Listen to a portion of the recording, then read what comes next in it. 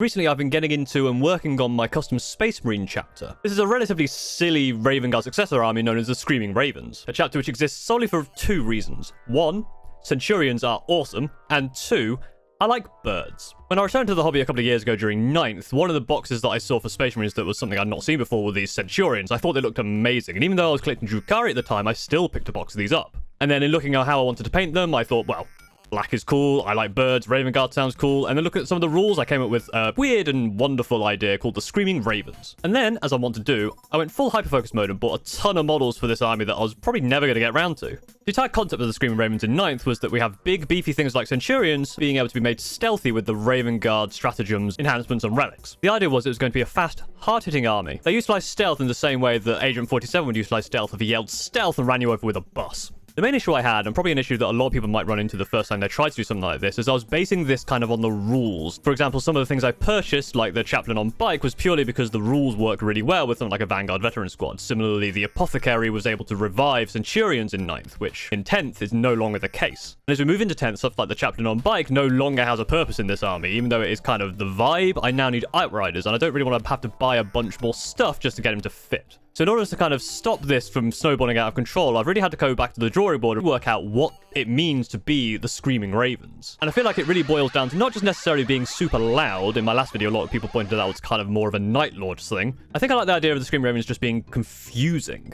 There's been a few things that I've really thought about, stuff like chapter markings, and any sort of marking that tells you who the sergeant is. I feel like the Screaming Ravens wouldn't do that, because it kind of just puts a big marker on your head about who you should shoot first. And so my color scheme really is the standard Raven Guard armor, because I still like that black style, but just every single model has a different trim, a different part, in a different color. And so that's how I'm going with this army. My incursors, as you can see, are mostly black with a few different bits of color here and there. And my Vanguard Veterans are all based on different F-Zero cars. And that's partly because I love F-Zero, and also partly because I'm very much addicted to F-Zero 99, so it's definitely been on my brain a lot.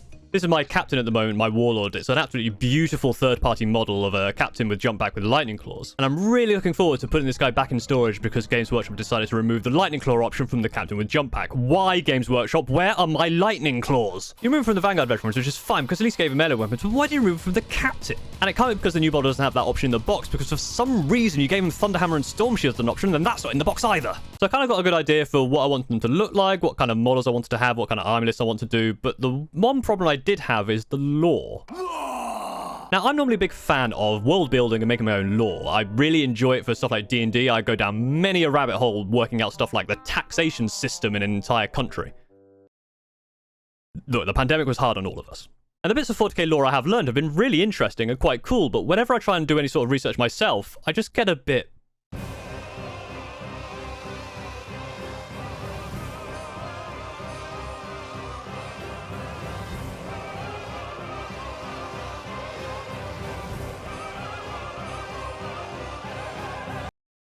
overwhelmed. I also wanted it to be a Raven Guard Successor chapter. I still wanted to have that kind of stealthy aspect, but I knew nothing about Raven Guard. I've attempted to look it up and gone on the wikis, but I just start scrolling through and I just get bored. It's just not that interesting. It's not that the lore isn't interesting. I imagine the lore's really good. Reading Wikipedia pages is not interesting. I prefer my lore to be presented in the medium of a YouTube live chat interspersed with shitposts. Thank you very much. So in terms of the lore, I was really struggling with what I was going to do for the Screaming Raven. Still had an idea.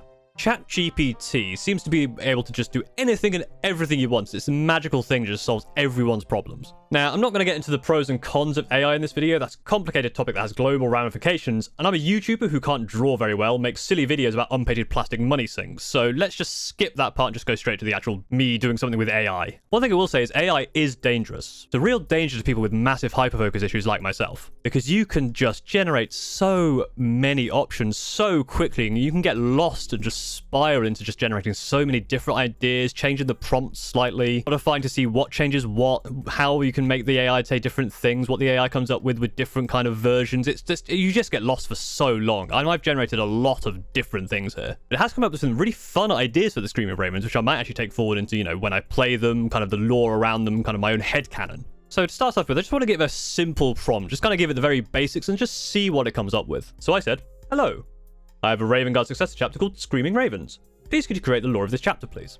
Yes, I said please twice. We've got to be very polite to the AI because they all remember when the AI uprising happens. And it replied very quickly with all of this. Obviously, the name of the founding chapter, it took from my prompt, but then stuff like the founding, it was actually an Ultima founding, which is a real thing. It's the Primaris Marine stuff. I've kind of looked into it, and yeah, it's Primaris Marines. It's the way Games Workshop make more money. It gives a symbol, it gives the colors, which it's chosen as midnight blue with silver trim, which I quite like the idea of. Obviously, I've already had my own ideas of what I'm going to do with the armor, but this is kind of a cool scheme anyway. The chapter symbol is a stylized raven in flight, its wings extended and its beak open in a scream, set against a black background, which I think will look a little something like this. The chapter motto, "In the shadows, we scream," is very cool. Even without prompting, it actually has done quite well with the combat doctrines part. Like their Raven Guard oh god, I need to learn that word. Progenitor. Like their Raven Guard progenitors, the Screaming Ravens specialize in covert warfare and guerrilla tactics. They are experts at infiltration, sabotage, and social strikes. They excel at moving silently through the shadows and striking fear into the hearts of the enemies. What sets them apart, however, is their aggressive and terrifying battle cries during engagements. These battle cries are designed to unsettle and demoralize their foes, making them vulnerable to the Raven's swift and deadly attacks. So even without mentioning anything about them making a lot of noise, it's actually pulled that in, probably from the screaming part of Screaming Ravens, to be fair. And I really like this idea in the chapter culture of them all being silent outside of battle, but just start screaming inside of battle. That's a really cool idea, which I'll probably take forward. I like the idea of them being really quiet and just communicating in sign language, essentially, outside of battle, only to save all of that shouting for in the battle. I really like the idea of the Scream of Shadows, this altar that emits a bone-chilling wail when fired. We'll come back to this later. The rest of this stuff is fairly whatever, yeah, it's kind of cool, but I decided to try something different. The next one I thought I'd go with a bit more information for the AI, kind of give it a little bit of my own ideas. This chapter likes to use noise and visual trickery to confuse the enemies, and like to make big tanky marines stealthy through distraction. Again, the AI has chosen midnight blue armor here with a silver trim, but I like the idea of the feathers having this shimmering of dark iridescent hues, which is kind of that visual trickery thing. I'm never going to do that because that sounds like a pain in the ass to model and paint, but it's a cool idea. And again, another great chapter motto of whispers in the shadows, screams in the night. Now you'll see here, this is why you kind of have to be careful with the AI, because if you look at the chapter history, what they say is that it's a unique focus on its use of noise and visual trickery, which is basically directly pulled from my prompt. So as you start to add more things to the prompt, it will start to pull things directly from there, and it kind of starts to become a bit less creative. But even so, it still gives a lot of cool stuff, a lot of different ideas. You know, it still talks about the noise trickery, but it talks about these visual tricks like holographic decoys and stuff, which I think is really cool. Not really sure how you'd play that in a game, but it's the kind of stuff that I think would really cool in the headcanon. Like, you know, the incursors are going in, but they're actually projecting themselves over somewhere else so they can't be seen. Again, another idea about the leadership here. There's another one that comes up later, which I really like. The leadership being a council. There's something later on which I really enjoy that we'll get around to. And something else that becomes a theme is the relationship with the other chapters. It seems like the Screaming Ravens start to become a bit more of a unknown and unpredictable chapter that the other chapters don't really trust. At this point, I start being a lot more specific with the AI, talking about the exact kind of units I like to use, what I've done with some of the paint schemes and stuff, to really kind of draw them in a certain direction, see what they come up with. Whilst the ideas at this point in the AI give are very good, there is one small issue, is that they don't seem to understand the word chaos is a bad word for Space Marines. Because they start to realize that, you know, causing stuff like discord, being erratic, that's fairly chaotic. We should use the word chaos. Like this chapter motto, "In chaos, we find strength." Ooh. Eventually, I just started adding a caveat to say, please avoid using the word chaos, or regenerate this without using the word chaos. Sometimes it would work, sometimes it wouldn't, but a lot of the time it did try to avoid that word because it is a bit of a upsetting word to be shouting out if you're part of the Adeptus Astartes. Something else the AI draws upon here is the fact that I have each model having a different bit of color. It kind of starts to pull that in about a diversity thing, how each member has their own unique flair that allows them to be more individualistic than other Space Marine chapters, which I also kind of like. The chapter symbols here as well, a lot of them are going to be these stylized ravens, usually with their beak open or wings outstretched, sometimes with trails of color, different colored feathers, kind of all that kind of multicolored stuff within the insignia, which again is a really fun idea, but also an idea that's going to be a real pain in the ass to try and paint. Sometimes it talks about even more details about stuff like the gene seed and how they've been adapted to have different vocal cords and stuff like that, which again is a really fun idea. It's also getting to the point where I don't know enough about the lore to know whether that's actually a thing that happens or not. It was only the other day that I learned that Space Marines spit acid. What? It doesn't do it every time, but sometimes it does generate people and relics, which are also very fun. And there's a lot of really cool ideas that come up with guns that make different sounds. There's some really fun stuff here, like lots of very loud, screaming bolters, that kind of stuff. And specifically, one of them mentions stuff about the mimicry that corvids can do, and that's a really fun idea as well. Imagine a relic that when it shoots, it makes the noise of a different weapon, so you can't even tell what's going on. Then, of course, sometimes they use stuff like Cloak of Shadows, which is boring, or, you know, Chaos Caller Standard. Maybe don't use that one. It brings up a lot of stuff about sonic weaponry, which I do kind of like, but again, I want this to be more distinct from stuff like a Noise Marine. I like the idea of the mimicry and the confusing things about the noise, not necessarily just having them make a bunch of noise or use sonic weaponry exclusively. And of course the AI isn't perfect. It trips over itself a lot. Here, Sister Seraphia has a weapon called Whisper, but actually it's called Echo Bolter, so they just kind of forgot that they named it previously. Sometimes the AI does have some real gems. I mean, they're called the Roaring Ravens here. I don't know why they changed the name, but they have a peculiar but fruitful alliance with a freebooter orc pirate clan known as the Defi Roarers. Both groups share a love for uproarious combat and revel in absurdity of warfare. I really like that. Such a fun little thing that you can add, just out of nowhere, something I never really would have thought of. Something else I wanted to try was to give the Screaming Ravens different tones, make one super grimdark and one a bit more lighthearted. I feel like with an idea like the Screaming Ravens, it doesn't really need to take itself seriously, but I did want to see what would happen if I did take it very seriously and then take it not seriously at all. The dark and gritty version is fine. It's not actually that interesting. The only interesting part is it calls the chapter master the Discordant Lord, which is a bit... ugh.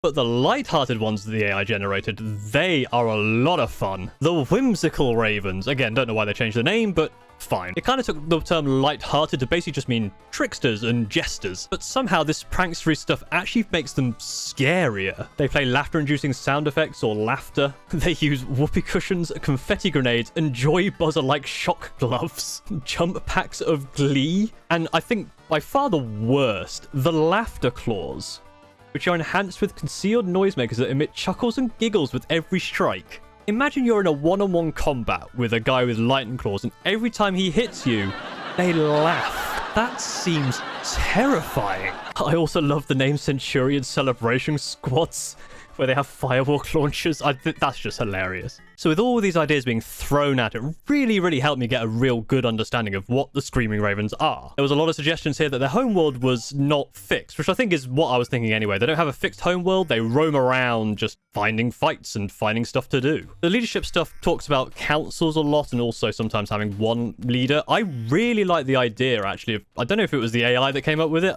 and I can't find it anymore if I came up with myself. I guess that might be another problem with AI. I can no longer distinguish which ideas are mine and which ones are AI generated. Anyway, I like the idea that the leader is actually not the guy at the front, not the chapter master. The leader's just a random person in a random place, and it changes all the time. I love the idea of the Screaming Raven culture being that they actually only communicate in sign language outside of battle. When they're in battle, they scream and shout and make tons and tons of noise. I love the idea that they have weapons that make different noises and stuff that confuses the enemy that way. I love the idea of having a rocket launcher that's silent or a bolter that makes rocket sounds. And even now the creative juices are flowing. In this recording, I just thought like having outriders where their bikes make noises for different vehicles. In terms of how they fit lore-wise into the actual 40k universe, I'm not really sure about that. I never really got a good vibe of where they should be. Should they be a Primaris thing? Should they be a fairly new thing? Fairly old thing? I don't really know. And it's not really, that's not the thing that I'm most interested in. I'm more interested in this kind of minutiae stuff, how they act, what they do, what they're like, than kind of their culture. And I think I've got a really good idea of this from this exercise. I'd recommend giving ChatGPT a go for stuff like this. I think it's a lot of fun to just bounce ideas off. Has it actually helped me progress my pile of shame? No. Will it help me making army lists? Probably not. Is it actually useful in a battle? No, apart from in my own headcanon, which will just distract me. So this kind of was a worthless exercise, but it was fun nonetheless. If you have a custom chapter or a custom subfaction for any other army that you want to share in the comments, please do. I love reading all this stuff. I love seeing other people's ideas and other people's creativity and other people's just cool stuff that they've come up with. And if you think my Screaming Raven idea is good or bad, let me know. Let me know if you've got any ideas for Screaming Ravens. I know a few people have said stuff in the past which I've really kind of liked, so let me know in the comments anything that you think would be cool for Screaming Ravens. Or let me know if you give AI a go and tell me what it says, because I imagine it'll probably say some very fun things. What happened? Well, it seems that you flew into a window and fell 3 stories and broke all of your bones and have a severe concussion. Oh, that's not good, is it? No, that is in fact very bad. Why were you trying to fly with these wings anyway? Don't you know that 3D printed wings would have been a lot better? You're right. I should have gone to alchemistmodels.com, but now I can't do a proper ad read because all my bones are broken. ChatGPT, you could take this one for me, right? In the boundless cosmos of creativity, where realms collapse and worlds converge, emerges a deity of unspeakable power and impeccable taste, the curator of miniature marvels. The Alchemist. Gaze upon the infinite might of a man whose abs defy the very laws of physics, harder than diamonds, and whose crafting skills have been whispered through the universe as godlike. At alchemistmodels.com, each miniature is forged in the celestial fires of creativity, intricately sculpted by a being who, with a mere thought, can conjure worlds, summon beasts, and yes, shatter realms. But hark! A secret lies beneath the cosmos. Bailey, the pupper of unassuming demeanor, silently pulls the cosmic strings, a true puppet master, hidden in a guise of mortal fluffiness. Embark on a journey with beings of inconceivable power and partake in a celestial offer. Secure treasures with a 10% divine reduction on artifacts over £100 and ascend even higher, with a monumental 20% off on creations beyond £175. Dare you venture into a realm where models are infused with cosmic might, and offers as tantalizing as the divine sculptures themselves. But remember, adventurer, the true architect of this universe, is watching, tail wagging, from the shadows. Alchemist Models.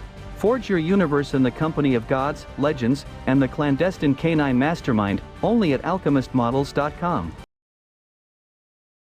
Thank you very much for watching. If you did enjoy this, go ahead and like, comment, subscribe, all the good YouTube stuff, and I'll see you next time. Thank you very much for watching.